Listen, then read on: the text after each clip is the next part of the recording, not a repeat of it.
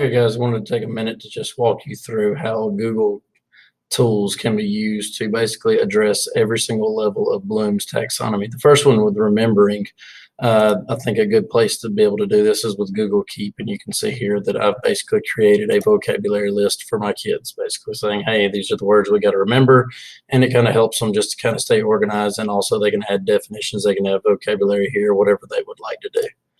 All right. The next example is understanding, and I think that this can be accomplished with a lot of things, but the one I've chosen is Google Docs. All right, and right here, this is an example from my class. Compare and contrast the four different types of market structures with respect to the number of firms, control of the price, product differences, and barriers to entry. And this gives the kids a chance to basically show their level of understanding. Do they actually have the knowledge required to be able to tell me what are the number of firms in these types of market structures? Okay, the next one is applying with Google Earth. And I can't tell you that this is one that I've actually used in my classroom, but I have actually used it with my daughter. She's currently learning about what state she lives in, what country she lives in, what city she lives in. And I took her to Google Earth and basically asked her to find the United States of America for me, right? To see if she can apply what she knows, to be able to see if she can find the state of Georgia for me, and maybe even to be able to zoom in a little close enough to be able to tell me, well, where is Carrollton, Georgia? Right. So it allows her to apply what she knows to the subject at hand. All right, the next one, and this is another one that I've actually done in my classroom whenever we're talking about business cycles. And so what I have done here in Google Sheets, and this is something I shared with my kids the other day, this is information based on GDP, unemployment, and inflation. And I've talked to my kids about how basically we can read this information and determine whether our economy is in an expansion or a recession.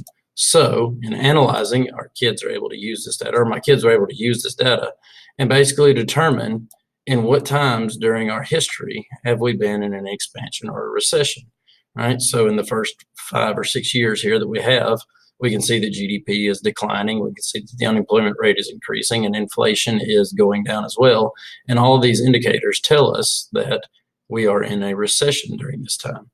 Another challenge, and I use this same exact example with evaluating, because I've asked my kids not only to identify the cycles that we're in, but they also have to be able to tell me what steps should the Federal Reserve and should the government itself take to basically combat this, right? To be able to fight this. And this is a way for them to evaluate what they feel is probably the best steps, the best case scenario, I guess you would say, for the government and for the Federal Reserve to take to combat everything that's going on here.